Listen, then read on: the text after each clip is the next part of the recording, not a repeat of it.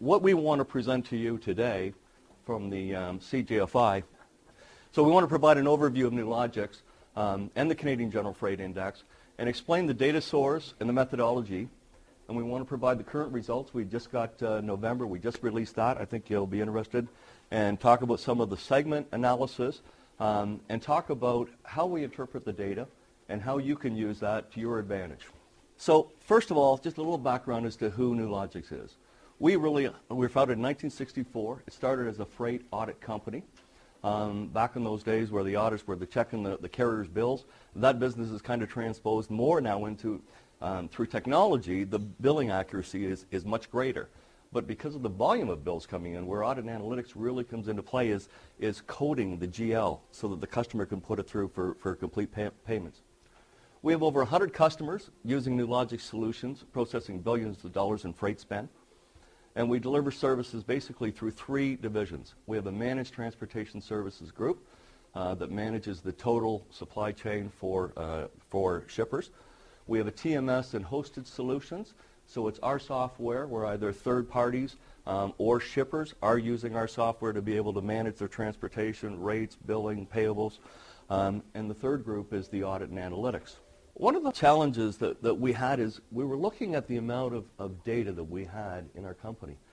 And we said, how can we use that to the advantage of the industry? When we sat down and started dissecting it, one of the challenges that I've had, and I'm sure you've all had, is that we're trying to get data to be able to figure out where the market's going. The data that you get is usually coming from U.S. data. It's not relevant to Canada, so you're trying to decipher it and figure it out.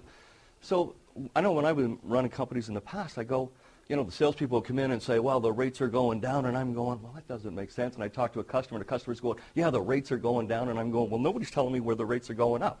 And then you have this separation between rates and fuel, and you're saying, well, where's it going in the marketplace? How do I benchmark this? So we said, let's take this data, and let's develop into the CGFI. And it was out there to share. It wasn't for anybody. It wasn't against shippers, and it wasn't against carriers. And I'll be honest with you, when we first put it out, we were really concerned that the carriers were going to get upset with it.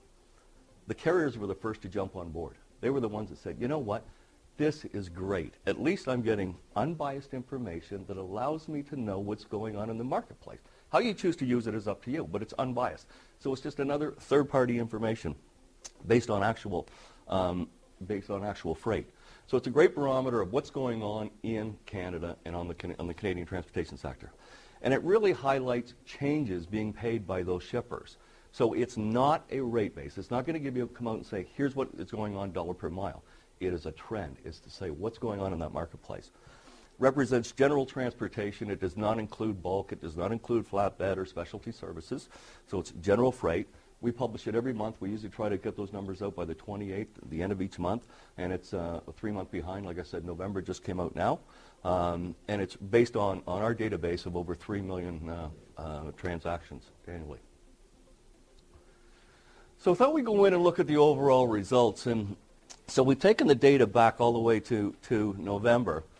And I think we're November, of 08. And we remember there was a couple of things going on. You had fuel going through the roof that peaked in August of 08.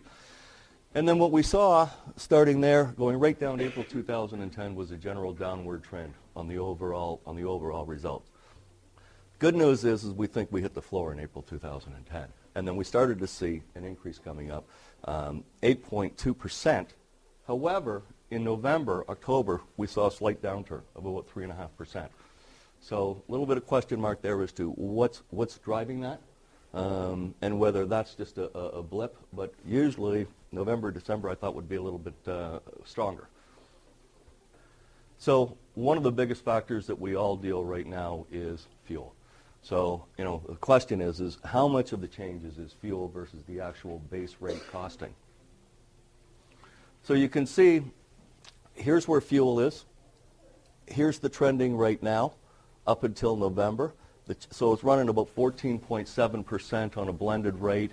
And I think the average, in November, truckload was around 17.8 and LTL was around 12.9, 13%.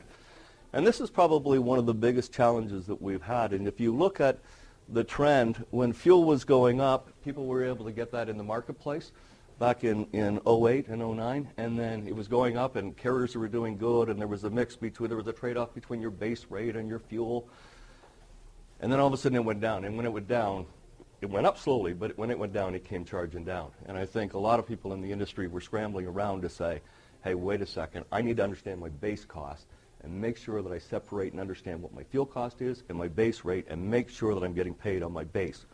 So as a result, we saw that fuel coming down, and maybe we'll just jump over to the next slide. And so you can actually see that through this period, the base rates were actually starting to go up. So it was almost like an oxymoron going on there in the marketplace. You had fuel going down, base rates were going up. And we do think that the industry on both sides of the buying and selling did a really good job of transitioning that into let the costs fall where the costs fall, and because a lot of people were making money off the fuel, and they're now making money off the base rate. So we do think that was a good transition. So you can see that it went up and then it declined, and then it went back up year to date. So the overall base rates went up another 5%, not from here to here. However, we saw a slight drop in November.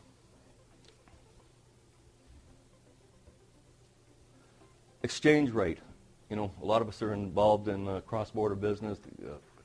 So we all talk about the dollar and what it's doing. I mean, the reality is that decreasing value of the U.S. dollar means you can buy U.S.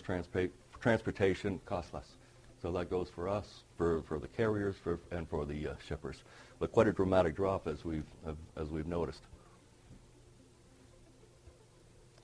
So we want to look at this in terms of segment, and we've got 2008, 2010, and 11-month data of 2011. And when we break this out, your domestic LTL, you can see in 2008 it had a nice increase. 2009, wow, the hammer came down. You know, and we all recognize that. The whole marketplace fell, and then there's a marginal, basically flat rate. So no real increase that we saw on the domestic LTL in 0.3. If we look at the domestic truckload, 2008, you know, nice increases. 2009, hammer came down, not as bad as the LTL. But where we've really seen in 2011 is that the truckload marketplace domestically in Canada picked up, and it's done very well. If we go on the cross-border business, you can see that 2008, you know, good growth, 13.5%, but 2009 between the economy and the U.S. economy, which, you know, everybody talks was a lot worse than our Canadian economy, you know, 22%. I mean, that's a staggering hammer effect. And so they've made back some ground, but they're still not there. Still trying to balance out. And, you know, everything we're hearing on the U.S. economy is there's people that are being at least positive in the fact that it's starting to come around. The loads are getting busier. They're starting to see some activity. So we might see that part change. And then, of course, in the truckload market, same thing. The market got hammered, not as bad as the LTL, but still not making up ground. But so the overall for 2010, there was a positive, but it was really driven by the domestic truckload market. So some of the insights that we talk about is obviously the domestic market appears to be more stable than the transborder business. You know, and right now there's a great imbalance in terms of, you know, there's tons of availability coming northbound, southbound. Everybody's scrambling for. So when you weigh that out, you still got to get home. Carriers are replacing the FSC. We talked about that they're making sure that they understand that the cost of their transportation is built into their base rates, and the fuel is the fuel. And shippers, quite frankly, have been very acceptive of that too, to allow that transition to go on. So I think that's healthy for the industry. We talked about the floor being in April 2010. Hopefully that's where we are in a nice steady growth, a little bit of dip. I think our biggest concern that everybody's going to have, and the unknown factor, is where's fuel going? Because it's such a wild card right now. It's all over the place. I mean, we've seen that continue to move up.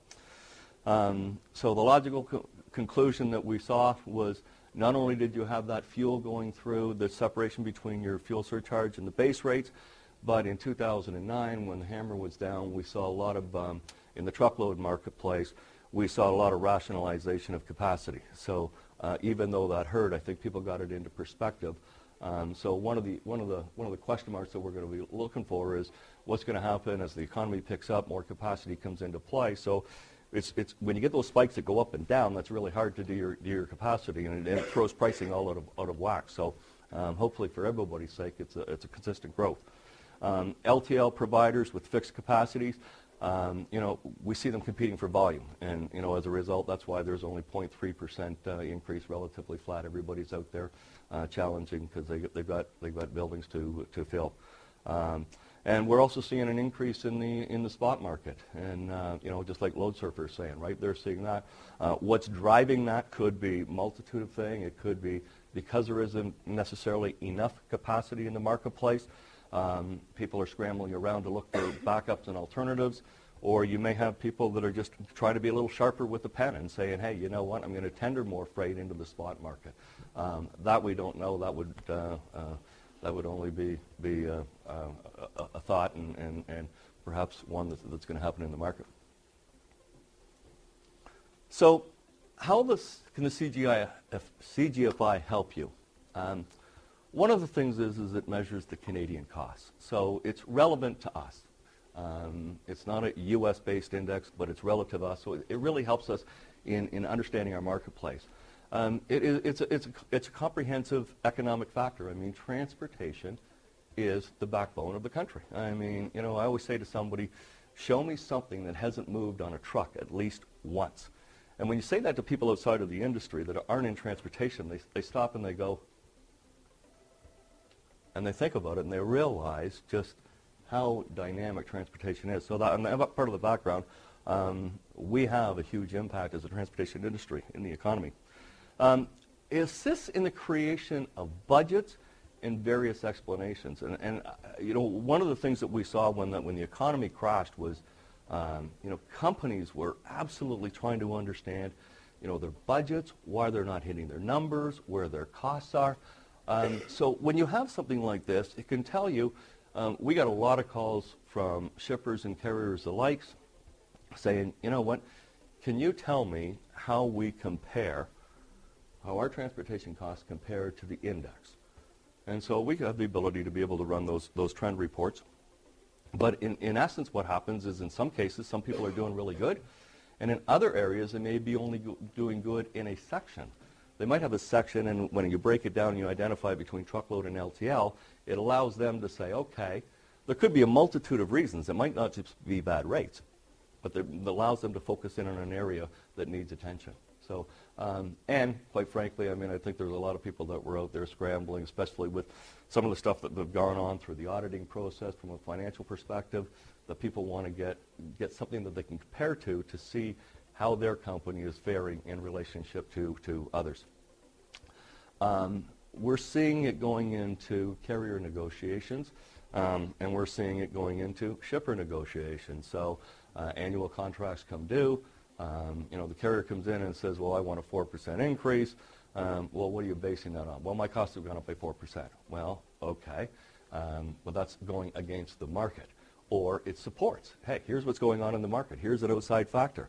And what's really good about this is that it does separate your base rates and your fuel. So if your fuel is, if you're getting 18% fuel and the average is in here at 14.7, then you're doing really good. But you also have to look at it and say, boy, I've got an exposure there. Because at the end of the day, it all boils down to what the total is going to be paid.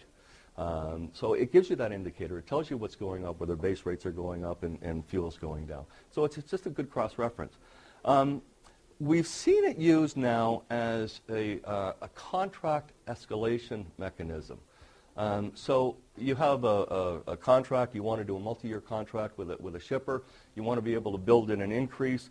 Traditionally, what happens is you go to the CPI and you use that, which is a consumer price index, and what does that really have to do with transportation? Only a small component. Whereas this now is giving you the trends based on what's going on in Canada.